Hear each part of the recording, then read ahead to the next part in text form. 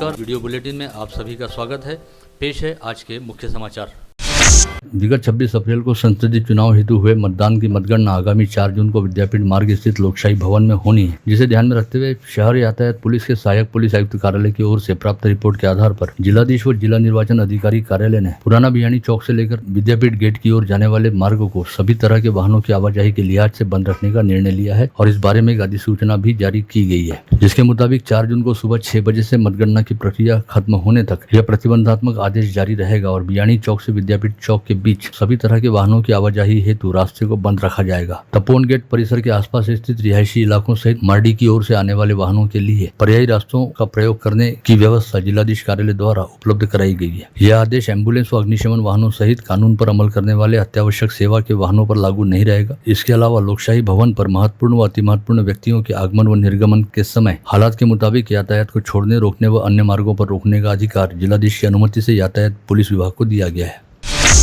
आगामी 1 जून को लोकसभा चुनाव के 7वें व अंतिम चरण में मतदान की प्रक्रिया पूरी होगी, जिसके 3 दिन बाद यानी 4 जून को मतगणना होगी। इसे लेकर समूचे देश में अब से बेहद उत्सुकता वाला माहौल देखा जा रहा है और हर कोई जानना चाह रहा है कि 4 जून को मतगणना कब से शुरू होगी और पहला चुनावी रुझान व नतीजा कितने बजे सामने आएगा, जिसे लेकर जिला निर्वाचन निर्णय अधिकारी व जिलाधीश कार्यालय द्वारा विस्तृत जानकारी देते हुए बताया गया कि सुबह 8 बजे सबसे पहले पोस्टल बैलेट की गिनती होगी और 8 बजे के आसपास ही पहले राउंड का नतीजा घोषित किया जाएगा, जिसके उपरांत 8:30 बजे से ईवीएम पर मतगणना शुरू करते हुए सुबह 9 बजे के बाद राउंड दर राउंड चुनावी नतीजों व रुझान की घोषणा की जाएगी। अमरावती संसदीय क्षेत्र में मतगणना के लिए अब केवल 7 दिन का समय शेष है और मंगलवार 4 जून को लोकसभा चुनाव की मतगणना की जाएगी, जिसके लिए हर टेबल पर प्रत्येक 3 अधिकारी व कर्मचारी नियुक्त रहेंगे। मंगलवार को ऐसे करीब 400 अधिकारियों व कर्मचारियों को मतगणना का प्रशिक्षण दिया गया, जिसके तहत उन्हें बताया गया कि इलेक्ट्रॉनिक वोटिंग मशीन को किस तरह से इस्तेमाल करना है और मतगणना कैसे की जाएगी। इसके अलावा इन सभी कर्मचारियों का अंतिम प्रशिक्षण व रंगीत तालीम 3 जून को लोकशाही भवन में होगी। आगामी 4 जून को लोकशाही भवन में होने वाली मतगणना के लिए प्रशासन द्वारा तमाम तैयारियां पूरी कर ली गई हैं। इस निमित्त पुलिस आयुक्त नवीन चंद्र रेड्डी ने आज अपने आला अफसरों के साथ लोकशाही भवन पहुंचकर सुरक्षा व्यवस्था का जायजा लिया। पुलिस आयुक्त कार्यालय में आए नए ड्रोन से मतगणना स्थल पर प्रात्यक्षिक किया गया। साथ ही यह भी घोषित किया गया कि मतगणना स्थल पर आने वाले लोगों को मोबाइल व गुटखा सहित अन्य पदार्थ ले जाने पर पाबंदी लगाई गई है। मतगणना के दिन मतगणना स्थल पर 4 घेरों में पुलिस का तगड़ा बंदोबस्त रहेगा।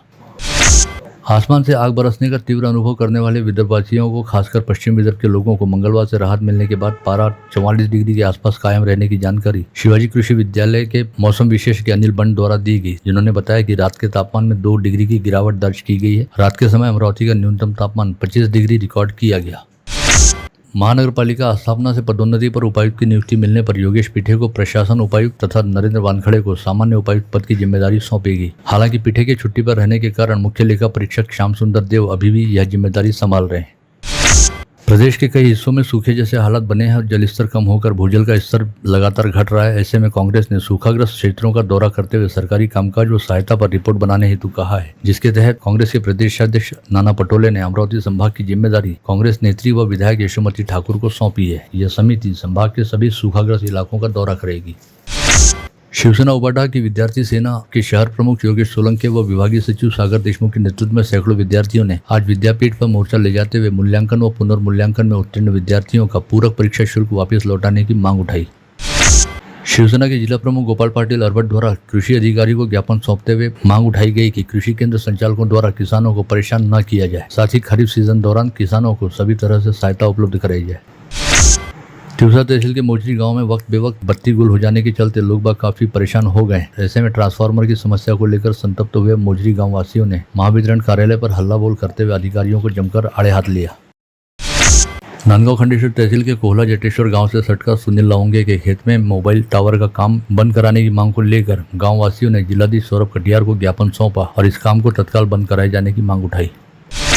भातकुली तहसील के वाठोड़ा शुक्लेश्वर में नियमित जलापूर्ति नहीं होने और जीवन प्राधिकरण के अधिकारियों द्वारा ज्ञापन देने के बावजूद कोई उपाय योजना नहीं करने के चलते संतप्त हुए गांववासियों ने आज धामुरी गांव में पानी की टंकी पर चढ़कर वीरूगिरी आंदोलन करने का प्रयास किया। साथ ही आक्रामक ग्रामवासियों ने सड़कों पर मटके फोड़कर ट्रैक्टर खड़े करते हुए रास्ता रोको आंदोलन भी किया। आज वाठोडा शुक्लेश्वर सारखे अनेक गावं जसं धामोरी असेल, बाकीचे गावं असेल, या गावामध्ये 10-10 दिवसानंतर पाणी पोहोचतोय आणि पोहोचत असताना जांभळकाचं पाणी त्या ठिकाणी लोकांना प्यावं लागते आणि वापरण्याचं पाणी प्यावं लागतं, त्याच्यानंतर विहिरीचं पाणी प्यावं लागतं गावामध्ये आणि परिसरामध्ये। यांच्या निर्दयीपणामुळे अनेक आजारांचे साथ साथीचं मैदान झालेलं आहे. आज इथं पाणीच्या विसरवणीवरून पूर्णपणे येत असताना जाणीवपूर्वक एका भातकुली गावाला पूर्ण सप्लाय सोडून इकडच्या 50,000 लोकांना पाण्यापाशी वंचित ठेवण्याचं काम महाराष्ट्र जीवन प्राधिकरणनी एका फक्त विशिष्ट नेत्याची मर्जी सांभाळण्यासाठी केलेलं आहे. एका नेत्याची मर्जी सांभाळण्यासाठी 50,000 लोकांना वेठीस धरल्या जात आहे. हे काम पाणीपुरवठा विभाग करत आहे. आज आम्ही यांना आधीच 5 दिवसाच्या आधी इशारा दिला होता की या ठिकाणी आम्ही आंदोलन करत आहे. ह्या आंदोलनाचा इशारा देऊन आज आम्ही या ठिकाणी आंदोलन केलेलं आहे. कोल्हापूरचे ठाणेदार आणि एमजीबीचे प्रभारी कार्यकारी अभियंता यांच्या उपस्थितीमध्ये 2 दिवसामध्ये पूर्णपणे पाणी पुरवठा करण्यात येईल अशा पद्धतीचं आश्वासित केलेलं आहे. 2 दिवसात पूर्णपणे जर आश्वासन पूर्ण न झाल्यास पूर्ण या परिसरातील लोक पुन्हा आणखी या ठिकाणी आंदोलन केल्याशिवाय राहणार नाही. याला सर्वस्वी जबाबदार पाणी पुरवठा विभाग राहील, हे आजच्या आंदोलनातून सांगण्यात येईल. राज्य सरकार ने विगत 1 मई से विविध सरकारी दस्तावेजों पर मां का नाम रहना अनिवार्य करने के बाद अब 7/12 पर भी आवेदक के नाम के साथ उसकी मां के नाम का उल्लेख रहने को अनिवार्य किया है. यह निर्णय भूमि अभिलेख विभाग द्वारा लिया गया है. आगामी 6 माह में इस निर्णय पर क्रियान्वयन किए जाने की जानकारी दी गई है. मानसून की दस्तक से पहले तेज हवा और रिमझिम बारिश शुरू रहते समय गुगामल टाइगर रिजर्व क्षेत्र में वैराट जंगल सफारी के लिए आए पर्यटकों को पट्टेदार बाघ के दर्शन आए दिन हो रहे हैं, जिससे चिखलदरा क्षेत्र में पर्यटकों ने रुक करना शुरू कर दिया है. गुंडे बदमाशों व रिकॉर्डधारी अपराधियों को हर महीने कम से कम 3 बार पुलिस आयुक्त, सहायक आयुक्त व उपायुक्त के सामने पेश किया जाएगा. यह प्रक्रिया शुरू हो गई है. सीपी नवीन चंद्र रेड्डी के निर्देश पर इस नए प्लान को अमल में लाया जा रहा है, जिससे अमरावती शहर पुलिस आयुक्तालय क्षेत्र में रहने वाले हिस्ट्री शीटरों में अच्छी खासी खलबली व्याप्त है और कई बदमाश शहर से गायब हो गए हैं.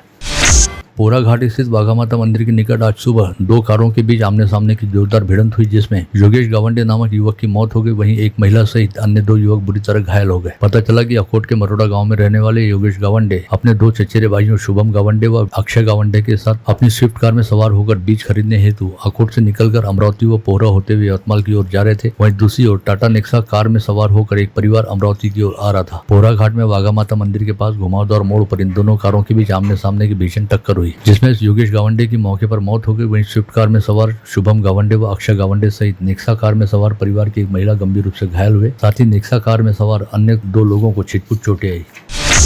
बंडेरा रोड पर बीती रात हुए भीषण हादसे में समय पर बलून खुल जाने के चलते अजहर नामक कार चालक बाल-बाल बच गया, जिसे मामूली चोट आई. यह कार एक विवाह समारोह के मेहमानों को लाने हेतु जा रही थी. यह हादसा बंडेरा रोड पर पंजाबी ढाबा एटीएम होटल के सामने घटित हुआ, जब तेज रफ्तार कार का टायर फूटने की वजह से कार अनियंत्रित होकर रोड डिवाइडर से जा भिड़ी. शहर पुलिस की अपराध शाखा यूनिट 2 ने अर्जुन नगर बस स्टॉप के पास 2 लोगों को 15 किलो गांजे की खेप के साथ दबोचा. दोनों आरोपियों के पास से 3,28,000 रुपए का माल जब्त कर उन्हें गाड़गनगर पुलिस के हवाले किया गया. पकड़े गए आरोपियों के नाम जाकिर खान, रहमत खान व छत्रपति कचरू बाम्बोर्डे बताए गए हैं.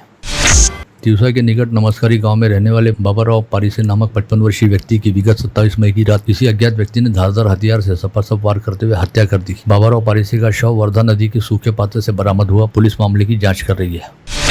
राजेपेट पुलिस थाने से सटकर रघुवीर स्वीट मार्ट के वॉचमैन संजय बुंदेले को छोटा हड्डी नामक कुख्यात आरोपी ने शराब के लिए पैसे नहीं देने पर चाकू से हमला कर गंभीर रूप से घायल कर दिया. अमरावती सेंट्रल जेल के मुख्य प्रवेश द्वार के पास खुलेआम घूम रहे अनिकेत वरघट नामक तड़ीपार आरोपी को फ्रेजरपुरा पुलिस ने गिरफ्तार किया. इससे पहले फ्रेजरपुरा पुलिस ने सोमवार को राहुल शिरामे नामक कुख्यात आरोपी को गिरफ्तार करते हुए एमपीडीए के तहत जेल भेज दिया था. उसी समय तड़ीपार आरोपी अनिकेत वरघट भी सेंट्रल जेल के मुख्य प्रवेश द्वार के पास दिखाई दिया था. बैंक कर्मचारी दीप्ति सोलंकी हत्याकांड में गिरफ्तार मृतका के पति पशु संवर्धन अधिकारी चेतन सोलंकी, सेवानिवृत्त बीडीओ व ससुर ज्ञानदेव सोलंकी तथा सास का पुलिस रिमांड मंगलवार 28 मई को समाप्त होने के बाद गाड़गनगर पुलिस के दल ने इन आरोपियों को अदालत में पेश किया, जहां से इन्हें न्यायिक हिरासत के तहत सेंट्रल जेल रवाना कर दिया गया. फर्जी लाइसेंस दिखाते हुए तेंदुपत्ते की ढुलाई करने वाले एक वाहन सहित चालक को वन विभाग द्वारा अपने कब्जे में लेने के साथ ही वाहन में लदे 32 बोरे तेंदुपत्ते को जब्त किया गया. यह कार्रवाई धारणी वन विभाग द्वारा की गई. चिखलदरा में देवी पॉइंट के निकट रहने वाली व निजी साहूकारी का व्यवसाय करने वाली एक महिला के घर पर मंगलवार की सुबह सहकार विभाग के पथक ने छापा मारा और उस महिला के घर से अवैध साहूकारी को लेकर कई दस्तावेज जब्त किए गए. चिखलदरा में रहने वाली इंगली नामक महिला द्वारा अवैध साहूकारी का व्यवसाय किए जाने की शिकायत अचलपुर के सहायक निबंधक कार्यालय को प्राप्त हुई थी. धारणी से 65 किलोमीटर दूर मध्य प्रदेश की हद में आने वाले सिंदखेड़ा गांव में पचौरी निवासी ठाकुर सिंह बरनाला को 10 देसी पिस्तौल के साथ बाइक से जाते समय बुरहानपुर शाहपुर पुलिस ने पकड़ा.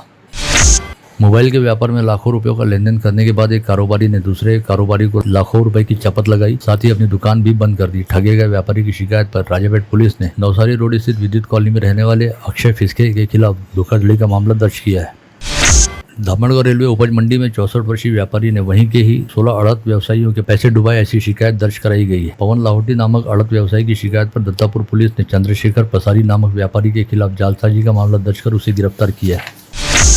वर्धा जिले के कारंजा घाड़गे में बीती रात एक निजी बस में आग लग जाने की घटना घटित हुई। सौभाग्य से सभी 17 यात्रियों को समय रहते बस से नीचे उतार लिया गया। यह घटना राष्ट्रीय राजमार्ग क्रमांक 6 के पालोरा के निकट पेट्रोल पंप के पास घटित हुई। सभी यात्री शेगांव दर्शन कर नागपुर लौट रहे थे।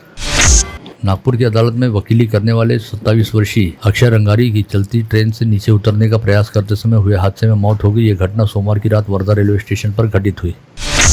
अकोला बस डिपो से 78 वर्षीय महिला को घर छोड़ देने के बहाने 3 लोगों ने उसे पहले तो अपनी दुपहिया पर बिठाया, फिर सुनसान स्थान पर एक खेत में ले जाकर उस पर सामूहिक दुराचार किया। अकोला पुलिस मामले की जांच कर रही है।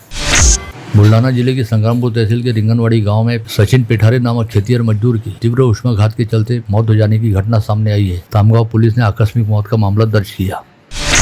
खामगांव तहसील के ढोपरगांव शिवार में मंगलवार की रात भेड़ बकरी के तबेले में घुसकर तेंदुए ने 6 भेड़ों का शिकार किया और 5 को गंभीर रूप से घायल कर दिया। नागरिकों द्वारा इस तेंदुए का बंदोबस्त करने की मांग की जा रही है।